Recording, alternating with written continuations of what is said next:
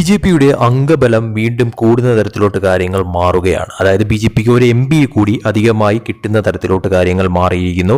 രാജ്യസഭയിലാണ് ബി.ജെ.പിക്ക് ഒരു എം.പി കൂടി അധികമായി വരാൻ പോകുന്ന തരത്തിലോട്ട് കാര്യങ്ങൾ മാറുന്നത് എന്ന വാർത്ത ഇപ്പോൾ പുറത്തു വരുന്നത്.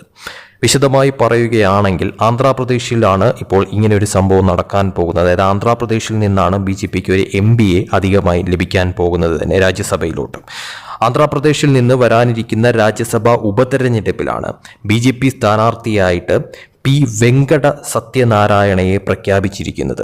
ശക്തമായ RSS ബന്ധമുള്ള ഭീമാവരത്ത് നിന്നുള്ള മുതിർന്ന നേതാവായ സത്യനാരായണ സംസ്ഥാന വൈസ് പ്രസിഡന്റ്, അച്ചടക്ക സമിതി ചെയർമാൻ എന്നിവയുൾപ്പെടെ ബി.ജെ.പിയിൽ നിരവധി പ്രധാന സ്ഥാനങ്ങൾ വഹിച്ചിട്ടുണ്ട്. വിജയസായി റെഡ്ഡിയുടെ രാജിയെ തുടർന്നാണ് ഉപതെരഞ്ഞെടുപ്പ് വേണ്ടി വന്നത് തന്നെ. സത്യനാരായണയുടെ തെരഞ്ഞെടുപ്പോടെ ആന്ധ്രാപ്രദേശിൽ നിന്നുള്ള ബി.ജെ.പിയുടെ രാജ്യസഭാ അംഗബലം രണ്ടായി ഉയരുന്ന തരത്തിലോട്ട് കാര്യങ്ങൾ മാറുകയാണ്. തീർച്ചയായിട്ടും ആന്ധ്രാപ്രദേശിൽ നിന്ന് വരാനിരിക്കുന്ന കൗൺസിൽ ഓഫ് സ്റ്റേറ്റ്സ് രാജ്യസഭാ തെരഞ്ഞെടുപ്പിനായി ബി.ജെ.പിയുടെ കേന്ദ്ര തെരഞ്ഞെടുപ്പ് കമ്മിറ്റി ഒരു പേര് സത്യനാരായണയുടെ പേരാണ് തീരുമാനിച്ചിരിക്കുന്നത് തന്നെ. ബി.ജെ.പി ദേശീയ ജനറൽ സെക്രട്ടറിയും പാർട്ടി ആസ്ഥാനത്തിന്റെ ചുമതലയുള്ള ആളുമായിട്ടുള്ള അരുൺ സിംഗ് ആണ് ഒരു പത്രക്കുറിപ്പിൽ ഇത് പറഞ്ഞിരിക്കുന്നത് തന്നെ. ഈ പ്രഖ്യാപനം ഇന്ത്യയുടെ ഔദ്യോഗിക സ്ഥാനാർത്ഥിയെ വെളിപ്പെടുത്തിയിരിക്കുകയാണ് ഇപ്പോൾ ആന്ധ്രാപ്രദേശിൽ. ബി.ജെ.പിയുടെ അഭിപ്രായത്തിൽ സത്യനാരായണ തൊഴിൽപരമായി ഒരു അഭിഭാഷകനാണ്. ഭീമാവാരത്ത് പാർട്ടിക്കുള്ളിൽ നിരവധി പ്രധാന സ്ഥാനങ്ങൾ വഹിച്ചിട്ടുമുണ്ട്. 2018 നും 2021 ഇടയിൽ ബി.ജെ.പിയുടെ ആന്ധ്രാപ്രദേശ് യൂണിറ്റിന്റെ വൈസ് പ്രസിഡന്റായും അദ്ദേഹം സേവനമനുഷ്ഠിച്ചു. നിലവിൽ അദ്ദേഹം പാർട്ടിയുടെ സംസ്ഥാന അച്ചടക്ക സമിതിയുടെ ചെയർമാനാണ്. 2014 തെരഞ്ഞെടുപ്പ് വേളയിൽ ആന്ധ്രാപ്രദേശ്, തെലങ്കാന എന്നിവിടങ്ങളിലെ ബി.ജെ.പിയുടെ പ്രകടന പത്രിക ഡ്രാഫ്റ്റിംഗ് കമ്മിറ്റിയിലും സത്യനാരായണ അംഗമായിരുന്നു. കൂടാതെ 1996 പാർലമെന്റ് തെരഞ്ഞെടുപ്പിൽ നരസപുരം നിയോജക മണ്ഡലത്തിൽ നിന്ന് അദ്ദേഹം മത്സരിച്ചിരുന്നു.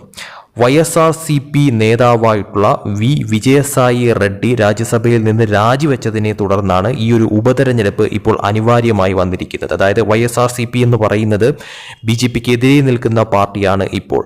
അതുകൊണ്ട് തന്നെ പ്രതിപക്ഷം എന്ന് തന്നെ പറയേണ്ടി വരും. അപ്പോൾ ആ പ്രതിപക്ഷത്ത് നിന്നുകൊണ്ടാണ് ഇപ്പോൾ ഈ ഒരു ഉപതെരഞ്ഞെടുപ്പ്, അതായത് രാജിവെച്ചതിനെ തുടർന്ന് പ്രതിപക്ഷത്ത് നിന്ന് ഒരു അംഗം കുറയുന്ന തരത്തിലോട്ട് കാര്യങ്ങൾ മാറുകയും അവിടെ ഒരു ഉപതെരഞ്ഞെടുപ്പ് വരുന്ന തരത്തിലോട്ട് കാര്യങ്ങൾ മാറുകയും അതിൽ ഈ പറയുന്ന തരത്തിൽ ആന്ധ്രാപ്രദേശിൽ ഇപ്പോൾ NDA ഭരണമാണ് അവിടെ ഉണ്ടായിരിക്കുന്നത്. YSRCPയെ എല്ലാ തരത്തിലും അവിടെ തുരത്തുന്ന തരത്തിലായിപ്പോയി കാര്യങ്ങളെല്ലാം തന്നെ. അതുകൊണ്ട് തന്നെ സുഖകരമായിട്ടുള്ള ഒരു വിജയം ബി.ജെ.പിക്ക് അവിടെ സ്വന്തമാക്കാൻ സാധിക്കുമെന്ന കാര്യത്തിൽ സംശയമില്ല. അതായത് സത്യനാരായണയുടെ തിരഞ്ഞെടുപ്പോടെ ആന്ധ്രാപ്രദേശിൽ നിന്നുള്ള ബി.ജെ.പിയുടെ രാജ്യസഭാ അംഗസംഖ്യ രണ്ടായി ഉയരുമെന്നും ആന്ധ്രാപ്രദേശ് ബി.ജെ.പി നേതാവ് തന്നെ തുറന്നടിച്ചു പറഞ്ഞിരിക്കുന്ന ഒരു കാര്യമായി മാറിയിരിക്കുകയാണ്. അതായത് YSRCPയുടെ MP രാജിവെച്ചതിനെ തുടർന്ന് നടക്കുന്ന ഈ ഒരു ഉപതെരഞ്ഞെടുപ്പിൽ ബി.ജെ.പി സ്ഥാനാർത്ഥിയായിട്ട് വരുന്ന സത്യനാരായണയുടെ വിജയം ഉറപ്പാണ് എന്ന കാര്യത്തിൽ യാതൊരു സംശയവുമില്ല. അതുകൊണ്ട് തന്നെ ബി.ജെ.പിയുടെ ഒരു MP കൂടി അധികമായിട്ട് ഇപ്പോൾ രാജ്യസഭയിൽ ഉണ്ടാകുന്ന തരത്തിലോട്ട് കാര്യങ്ങൾ മറിയുകയാണ്. ഇത് തീർച്ചയായിട്ടും പ്രതിപക്ഷത്തെ സംബന്ധിച്ചിടത്തോളം അവർക്ക് ഒരു അംഗത്തെ കുറയുകയും അതോടൊപ്പം തന്നെ ബി.ജെ.പിക്ക് വീണ്ടും, അതായത് നിലവിൽ NDA സംബന്ധിച്ചിടത്തോളം പാർലമെന്റിലും അതുപോലെ തന്നെ രാജ്യസഭയിലും ഭൂരിപക്ഷമുണ്ട് എന്നുള്ളത് യാഥാർത്ഥ്യം തന്നെയാണ്. അതിൽ തന്നെ രാജ്യസഭയിൽ വീണ്ടും ഒരു സീറ്റ് കൂടി അധികമായി ലഭിക്കുന്ന തരത്തിലോട്ടാണ് ഇപ്പോൾ ഈ ഒരു ഉപതെരഞ്ഞെടുപ്പ് വിജയത്തിലൂടെ കാര്യങ്ങൾ മറിയുന്നത് തന്നെ. YSRCP MP മാറി ഇപ്പോൾ ബി.ജെ.പി MP ആ സ്ഥാനത്തേക്ക് എത്തുന്നത് തന്നെ.